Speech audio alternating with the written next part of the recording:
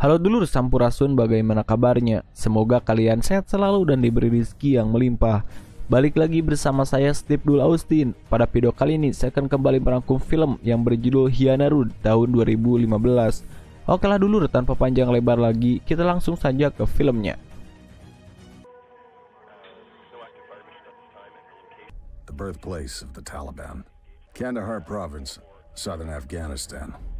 Today we drive deeper into the furnace of enemy country.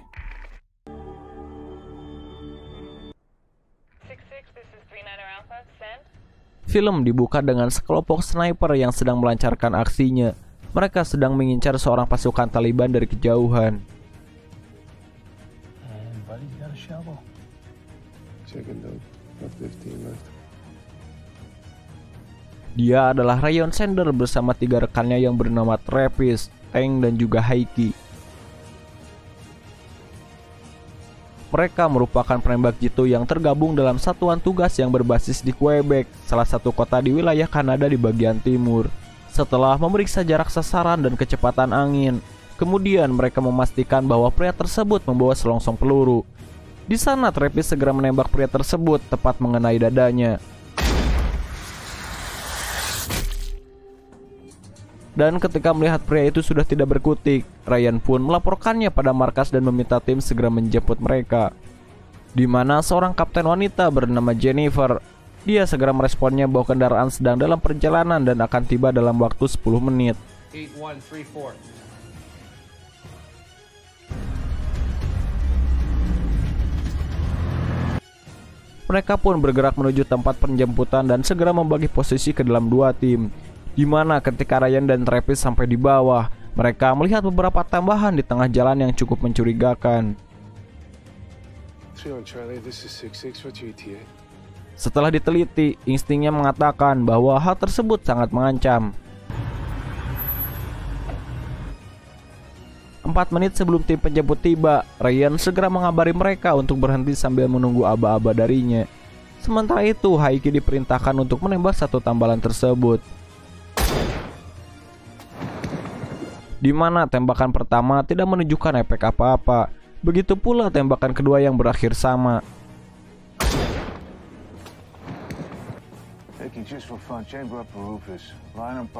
Hingga saat menggunakan peluru kaliber, ledakan terjadi sangat amat dahsyat. Beruntung Ryan cepat menguasai diri dan segera membidik musuh yang telah mengincarnya. Dan sebelum mereka menyadari adanya penyergapan, mereka dibuat terkejut saat puluhan Taliban keluar dari tempat persembunyian.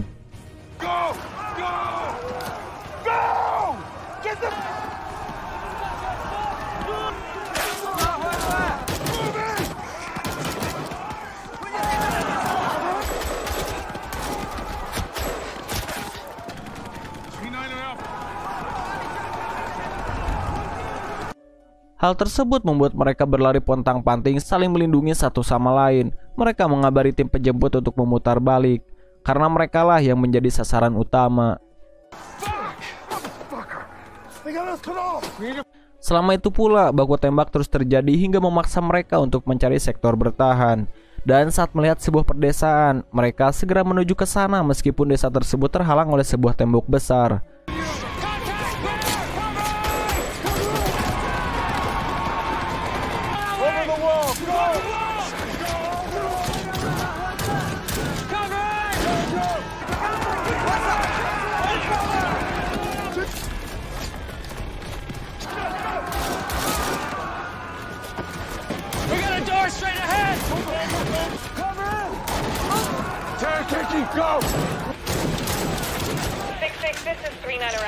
Beruntung ledakan roket RPG berhasil merusak tembok dan menjadi pintu masuk mereka menuju desa.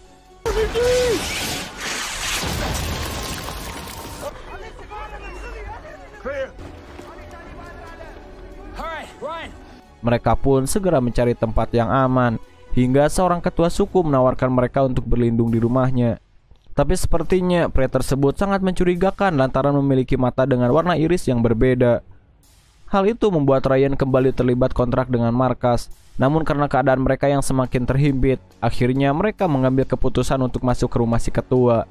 You inviting us in? think he wants to help. I got it. Clear.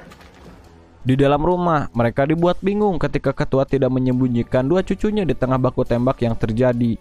Meskipun begitu, mereka tetap berjaga-jaga karena Taliban tidak bisa diremehkan begitu saja. Bahkan mereka memiliki roket yang sukses menembus tembok hingga runtuh. Kemudian dengan sangat santai dan tenang, ketua keluar menghadapi mereka tanpa membawa satupun senjata. Mereka yang tadinya yakin jika dia telah tewas, ajaibnya ia kembali melenggang masuk sambil berkata bahwa pasukan Taliban telah pergi dan mereka telah aman. Lantas Ryan pun mengucapkan terima kasih, meskipun ia bertanya-tanya siapakah orang ini sebenarnya. Di sisi lain, sang jenderal beserta jajarannya menemui Bashir Daud Khan. Ia bersama anaknya yang bernama Hamid. Mereka merupakan orang Afghanistan yang cukup ditakuti karena mempunyai banyak pasukan liar. Di mana tujuan sang jenderal kali ini adalah meminta bantuan dari BDK untuk hadir upacara pembukaan jalur Hyena. Tujuannya agar tentaranya bisa aman dari serangan Taliban. Namun BDK justru saling melempar kode dengan Hamid, yang kemudian bertingkah seolah setuju padahal tidak tahu apa rencana mereka sebenarnya.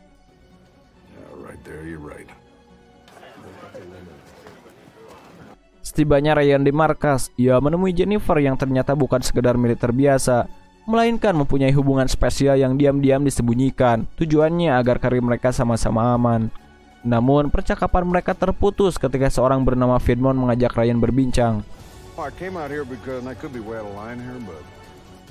Setelah berbasa-basi, Vidmon menyampaikan jika ia merupakan seorang intel yang cukup berpengaruh di militer. Oleh sebab itu, ia ingin menyelidiki lebih lanjut tentang ketua yang sudah menolong Ryan beberapa saat lalu. Ia juga paham alasan ketua itu menolongnya, yakni bagian dari kode etik Paston yang berarti penduduk harus menyambut tamu sekalipun dia adalah musuh. Itulah sebab mengapa mereka dihormati dan diperlakukan sangat amat baik. Tak hanya itu, Fit juga mengajaknya untuk berangkat ke desa tersebut esok hari. Alright. I'll see you in the morning. Yeah. What are you thinking? Didampingi pasukan Angkatan Darat Kanada yang bersatu dengan Afghanistan serta seorang penerjemah bernama Walid, Fit langsung menemui para ketua desa. Ia menanyakan keberadaan orang yang mereka cari. Namun pencarian mereka tidak membuahkan hasil lantaran sang ketua berada di wilayah Kandahar. Dan dari informasi itu juga, Fit mengetahui bahwa sang ketua bukan orang biasa, melainkan mantan militan yang membela Afghanistan saat dulu berperang melawan Soviet. Dia bernama Malik, namun mendapat julukan si hantu karena menghilang setiap kali dia terluka. Berselang dari itu, Fit kemudian menemui rekan yang bernama Haji. Dia merupakan informan penduduk asli Kandahar yang kebetulan mengetahui tindakan si hantu. Dia meminta bantuan Haji untuk mengantarkannya menemui si hantu, karena ia merasa jika mereka bisa menjadi sekutu yang besar. Thank you. You're welcome, my friend. Singkat cerita, malam pun tiba. Ryan menemui teman-temannya dan berkata jika ia ditugaskan 1 hari untuk membantu tim intel di Kandahar. Ia juga menyampaikan sebuah kabar buruk bahwa 2 orang dari divisi 10 tertangkap hidup-hidup dan sudah dipastikan mereka akan dilucuti secara sadis oleh Taliban. Hal tersebut tentu saja membuat memancing amarah Hickey. Keesokan pagi, Ryan mengawali penyusupan dengan beraksi membidik 2 target Taliban. Dan ketika situasi telah aman dan terkendali, mereka beriringan dengan konvoi memasuki wilayah Kandahar. Beautiful morning. It's been for 2 hours.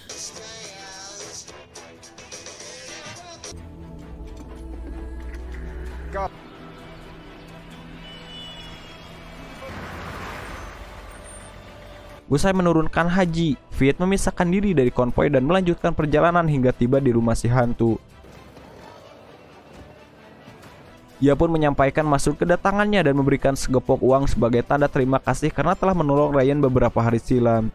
Namun dengan tegas, si hantu menolaknya. Ia berkata jika hanya orang bodohlah yang menerima hadiah tanpa mengetahui nilainya. Penolakan tersebut membuat mereka segera beranjak pergi meskipun masih menerka-nerka alasan si hantu muncul kembali setelah peperangan bertahun-tahun silam. Hingga tiba-tiba, butuh waktu beberapa detik untuk mereka terdiam akibat pancaran radiasi yang terlalu dekat.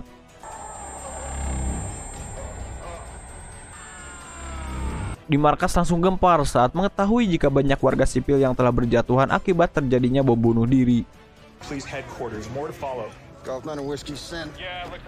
Namun posisi mereka pun tak kalah genting lantaran hanya bertiga dan mulai terjadi kontak senjata.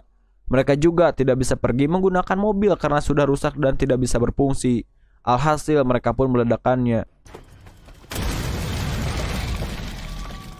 Mereka diminta untuk segera keluar dari kota untuk menuju camp terdekat. Setelahnya mereka pun bergerak sesuai perintah. Di sana mereka mengarungi tiap sisi jalan sangat amat perlahan dan penuh perhitungan, di mana Ryan memimpin situasi lantaran Fit tidak bisa diandalkan karena latar belakangnya yang intel. Pasukan Taliban muncul dari atap dan menyerang mereka dengan butiran peluru yang membabi buta.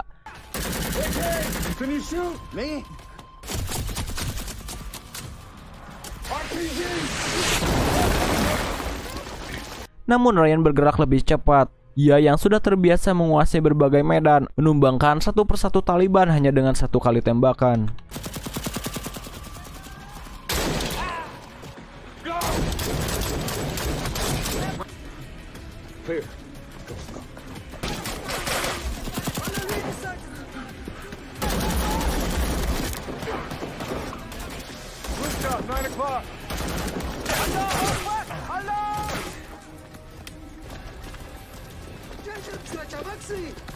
Lalu saat keluar dari sana, Haji muncul dengan menggunakan mobil dan menyelamatkan mereka.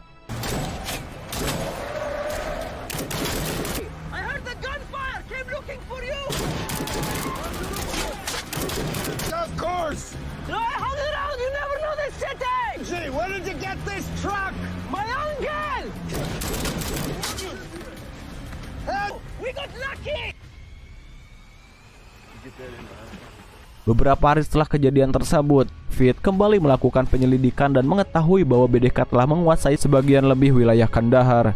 Ia menenangkan opium dan menyewakannya kepada para petani. Namun belakangan ini terungkap bahwa ladang tersebut memang berisi barang haram. Kemudian dihancurkan oleh pasukan bantuan keamanan internasional hingga mengakibatkan hasil panennya rusak. BDK sudah mengetahui hal tersebut, tapi ia tetap memaksa meminta sewanya kepada petani yang sudah tidak memiliki apa-apa. Dan si petani itu adalah anak si hantu yang bernama Abdul. Tak cukup dari itu, ternyata BDK masih ada kaitannya dengan si hantu, bahwa ia merupakan murid saat mereka memerangi Soviet dulu. Sampai di sini terbukti jika kemunculan si hantu bukan tanpa alasan, melainkan karena keluarga telah mendapatkan ancaman. Kemudian Fit meminta agar Ryan mengecek kondisi desa, di mana ia langsung menyetujui karena mempunyai beberapa penembak jitu yang sudah tersebar di perbukitan. Dan karena misi kali ini masuk ke dalam golongan yang ekstrim, ia harus mengarahkan teman-teman terbaiknya untuk bersiap malam itu juga.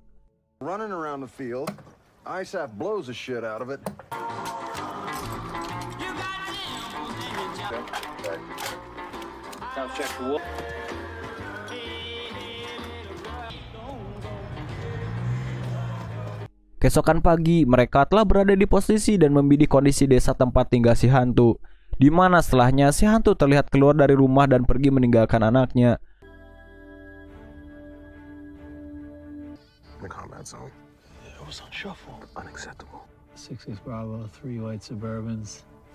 Namun tak lama kemudian, Travis melaporkan jika ada 3 mobil yang dipastikan berisi BDK bersama putranya dan juga 4 orang Taliban. Jelas hal itu membuat Ryan semakin heran karena sepengetahuannya BDK bekerja sama dengan pihak Kanada. Namun ternyata ia juga merupakan agen yang terlibat dengan Taliban. Setelahnya pasukan Taliban terlihat memasuki desa dan keluar kembali dengan membawa paksa 2 cucu dari si hantu, di mana Travis segera melaporkan bahwa terjadi tindakan berbahaya dan siap untuk menembaknya.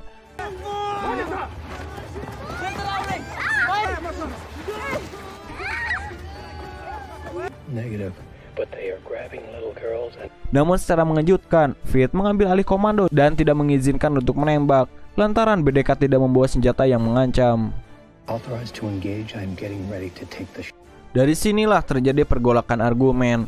Travis bersikuku untuk menembak, sementara markas semakin panas karena Ryan mulai jengah atas segala arahan dari Fit yang semakin tidak masuk akal.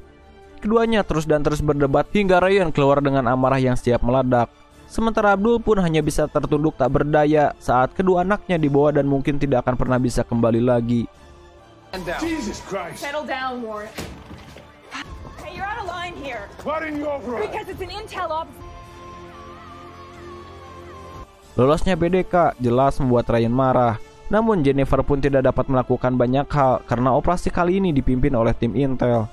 Fit juga menjelaskan bahwa mereka tidak boleh terlibat terlalu jauh lantaran semuanya sudah ada dalam peraturan militer, di mana satu dan lain dilarang untuk mencampuri urusan dalam mengambil tindakan. Walaupun Fit tahu jika anak kecil bisa saja dijual atau mengalami tindakan buruk dan dijadikan sebagai barang pemuas nafsu bejat, hal tersebut tetap di luar kekuasaan mereka. Selain itu ada satu hal yang lebih rumit lagi, yakni BDK berada di bawah naungan CIA. Keadaan itu membuat Haji menjelaskan jika dalam kepercayaannya ada yang bernama badal atau sebuah balas dendam, di mana si hantu pasti akan melakukan sebuah tindakan yang sama-sama merugikan karena cucunya telah diambil paksa. Jelas BDK harus dijatuhkan, namun mereka tidak bisa melakukannya karena orang paling tepat adalah si hantu sendiri. Maka rencana mereka adalah mengundang keduanya di tempat yang sama. Jika keduanya sama-sama menghadiri upacara di jalur Hyena, sudah dipastikan permasalahan mereka berhubungan dengan politik. Namun jika mereka bertemu di rumah perlindungan, permasalahan mereka adalah pribadi atau tidak bisa dicampuri. Hal tersebut membuat penugasan pasukan Ryan untuk menjaga keamanan di dua jalur.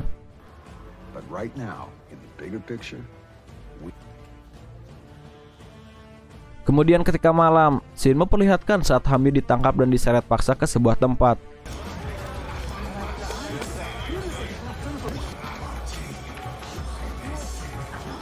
Di mana orang di balik rencana tersebut menunjukkan tatapan yang sangat amat menakutkan. Di sisi lain, BDK baru mengetahui jika anaknya telah ditangkap. Sementara itu, Jennifer menemui Ryan dan mengaku jika ia telah hamil anaknya. Ryan pun sangat amat bersuka cita meskipun Jennifer bingung bagaimana nasib karir mereka ke depannya. Keesokan harinya, Fit menemui hantu di rumah perlindungan, di mana posisi tersebut segera dipasang pos pengamatan karena menunjukkan kedua lokasi dengan amat jelas. Dan karena ini merupakan operasi yang rumit, Ryan pun turun tangan langsung untuk memimpinnya. Sementara itu, Fit berbincang dengan si hantu tentang jenderal yang ingin membantunya dengan memberikan uang sebanyak $5.000. Ia juga mengundang hantu untuk mendatangi upacara peresmian di jalur Hyena.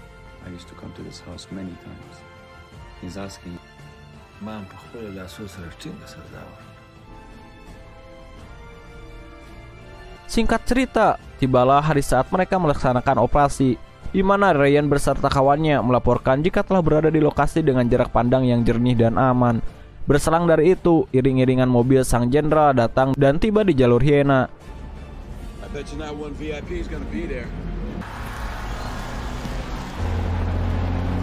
Mereka pun lekas memasang papan yang menyatakan jika jalur ini sudah diresmikan. Tak lama kemudian, konvoi mobil putih melintas jalan. Namun sesuai dugaan, mobil yang berisi BDK tidak menghadiri upacara, melainkan berbelok ke rumah perlindungan. Mengetahui hal itu, Fit segera menghubungi intel untuk menjadap telepon seluler di sektor tempat di mana BDK berada. Tak butuh waktu yang lama, mereka mendapati 3 sinyal dan satu di antaranya adalah BDK yang berbicara. Di sana, Walid pun hadir dan sudah siap menerjemahkan. Hingga saat si hantu muncul seorang diri dari rumah perlindungan. Hal itu menjadi pertanyaan besar karena seharusnya ia membawa pasukannya. Dari percakapan mereka, si hantu berkata juga bahwa BDK sangat berdosa karena telah menghina kehormatan keluarganya. Namun BDK mengungkit perihal hutang Abdul yang sampai saat ini belum dibayar. Sontak uang itu dilempar cuma-cuma. Namun menurutnya hutang tersebut belum selesai karena ia menginginkan cucu yang sudah mereka ambil. BDK pun menjawab bahwa hal tersebut sangat mustahil lantaran cucunya telah menghilang entah kemana. Ia justru menanyakan keberadaan Hamid dan meminta putranya untuk segera dikembalikan. Namun yang terjadi, si hantu justru mengeluarkan kepala yang telah terpenggal dan melemparkannya. Sontak ia pun tertunduk lemas melihat jasad putranya yang hanya tinggal kepala. Begitu pula keadaan markas yang melihat. Mereka dibuat gempar ketika mereka bangun dan menodongkan pistolnya pada si hantu. Melihat hal tersebut, Ryan dan kawannya menganggap akan ada terjadinya ancaman terhadap warga sipil. Ia pun kembali membidik dan bersiap untuk melesatkan senjatanya. Akan tetapi, Fit melarangnya karena memang itulah cara badal bekerja. Si hantu ingin mati karena ia tidak memiliki apa-apa lagi untuk ditinggali. dan ia hanya ingin membalaskan dendam kepada cucunya yang dianggap hilang selamanya. Namun sayangnya, Ryan tidak mengetahui hal itu dan merasa tidak memerlukan persetujuan dari siapa-siapa. Understand imminent threat. Hit him for fuck's sakes. Am engaging. Maka setelahnya peluru itu melesat tepat menembus leher BDK hingga kepalanya jatuh. This is how Badal works. This is what the ghost wants. Send it.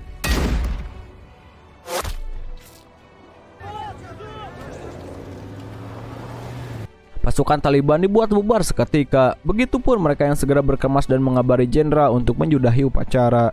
Namun, Fit masih berupaya mendebatnya bahwa tindakan tersebut sangat amat salah. Maka Jennifer pun mengambil langkah dengan menghentikan komando karena ini merupakan pos perintahnya. Mereka pun berlanjut menemui hantu. Namun mereka tidak mengerti mengapa dia bersikap biasa saja, padahal mereka baru saja menyelamatkan nyawanya. Hingga tiba-tiba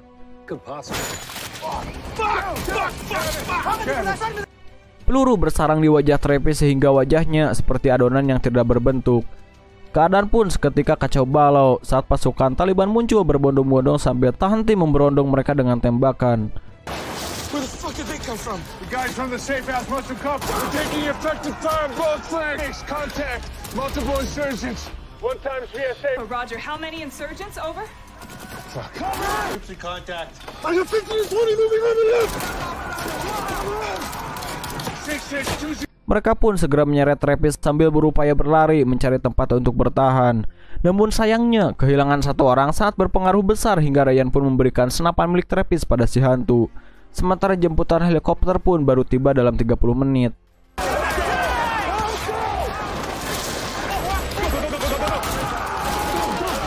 Namun posisi mereka sangat amat terhimpit karena selain harus terus menyerang, mereka juga bersikeras tidak akan meninggalkan Travis sendirian. Pertempuran masih berlanjut sampai tubuhnya si hantu terluka akibat beberapa tembakan peluru.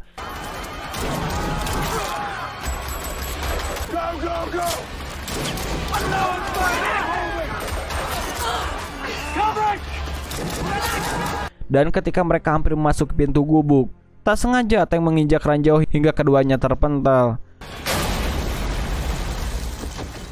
Meskipun begitu, ia tetap berusaha merangkak masuk hingga mereka pun berhasil berlindung di balik gubuk.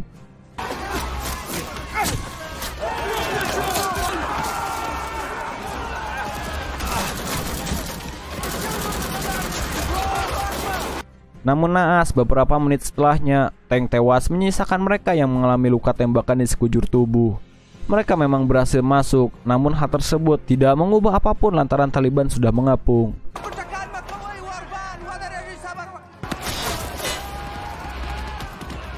Di dalam markas, Jennifer mengabari jika bantuan tiba dalam waktu 15 menit.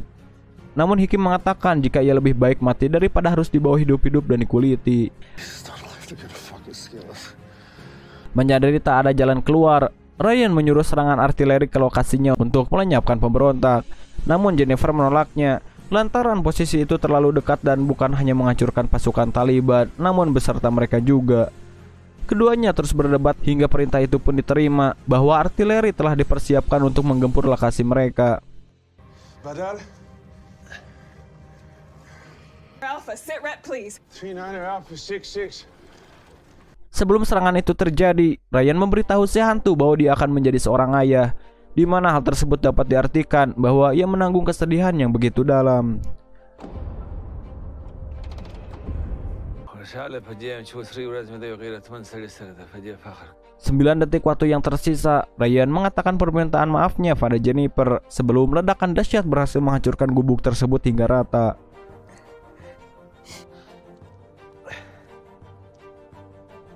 Alpha acknowledge.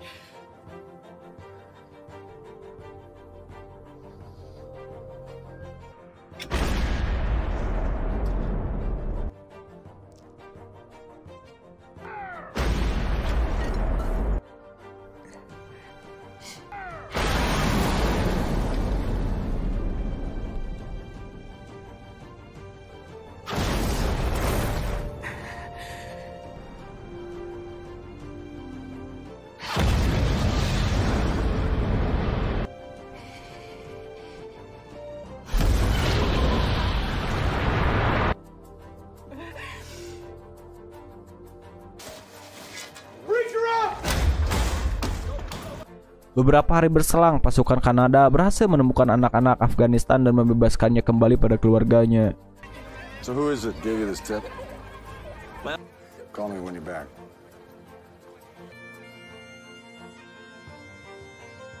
Di akhir film, kita diperlihatkan dengan upacara resmi pemakaman para sniper yang telah gugur.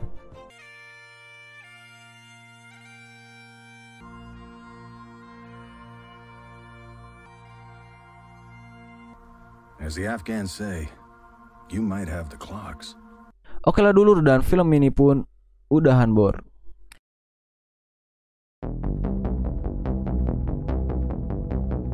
Nah itulah dulur seluruh alur cerita film Hyena Road tahun 2015. Jika ada kesalahan, saran maupun kritik silahkan tulis di komentar. Sekian dari saya Steve Dul Austin, unjuk diri dan mengucapkan terima kasih.